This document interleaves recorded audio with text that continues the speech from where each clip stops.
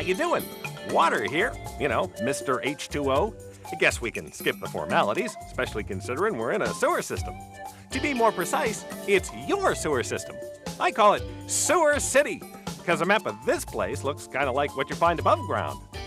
I know every inch of Cleveland's sewer system. I should, because I've been through it all, over and over again. So I'm the perfect tour guide for taking you around this sewer city of ours. But first, let me show you how it all came together, including some stuff that's still around today. Our first sewers were designed to help carry stormwater away from the streets and down to Lake Erie. Since there was no indoor plumbing at the time, wastewater just kind of went everywhere, including into local waterways that sent it untreated back into the lake.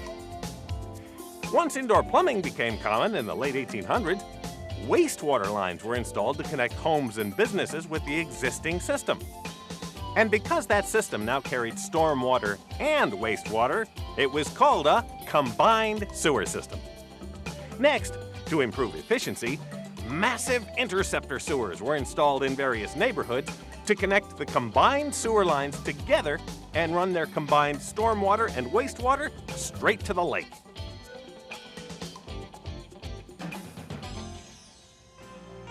But by the 1920s, it became clear the best solution wasn't just releasing everything into the lake. It was time to start treating the wastewater before it got released. So, the city launched the construction of 3 wastewater treatment plants, 2 at the edge of Lake Erie and 1 on the Cuyahoga River. These plants became the interceptor's end-of-the-line destination instead of the lake or river. Much better for the water in the system. These combined systems, made of brick and mortar, had built-in water regulators, like overflow pipes and what they call weirs. During major storms, these regulators would help prevent the excess water from backing up by directing it to flow out of the system into nearby streams and rivers in the form of combined sewer overflow, or CSO. But what about all that CSO flowing out of the combined sewer systems when it rained? Well, like I said, combined sewer systems were designed to let excess water overflow. But that also meant a lot of untreated wastewater was getting into the waterways and into the lake.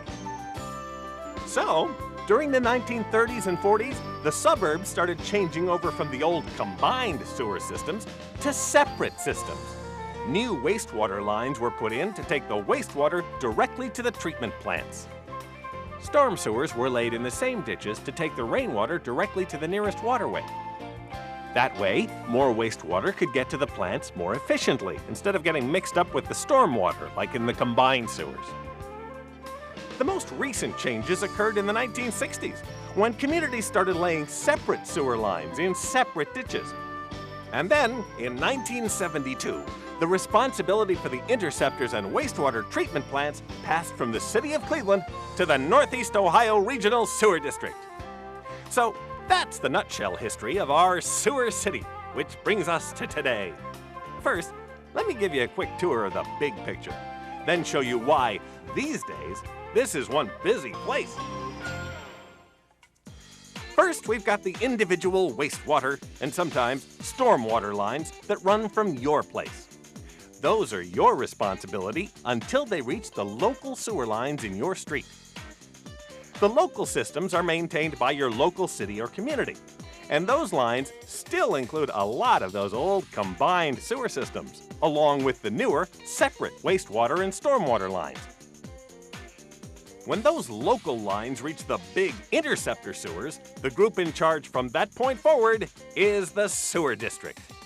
And their work includes maintaining more than 200 miles of interceptor sewers for over 50 communities, all the work done at the wastewater treatment plants, and water quality testing and monitoring to make sure I meet strict environmental standards before I go back to dear old Lake Erie. So, you can see why it's important that the various groups, communities, and people like you all work together. And speaking of sewer work, you may be seeing some in your area. It may be maintenance and repair work on old combined sewer systems and interceptors. It could be system improvements, like new storage interceptors and automated gates designed to hold more overflow when it rains, and then gradually release it to the treatment plants. Or it could be the installation of new interceptors that send wastewater more directly and efficiently to one of the treatment plants. You may also see work being done on your community's local sewer lines, like fixing leaks and breaks, cleaning out tree roots and debris, or locating places where an individual waste line got misconnected to the local storm sewer, or vice versa. Believe me, it happens. All of those local problems can cause one of two things to occur. Stormwater can get into and back up lines meant for wastewater only, or wastewater can get into stormwater lines and be released untreated. Either way, those problems can add up to more wastewater in our streams and lakes. So you can see why I say, keep those system improvements coming. A lot of history has gone into this sewer city of ours, not to mention a lot of stuff that history is made of. And yeah, it's not the most romantic place in the world, but it is one of the best ways we have for maintaining the health of our waterways and lakes.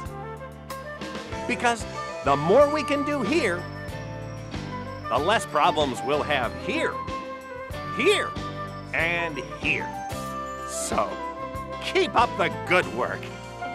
See you around.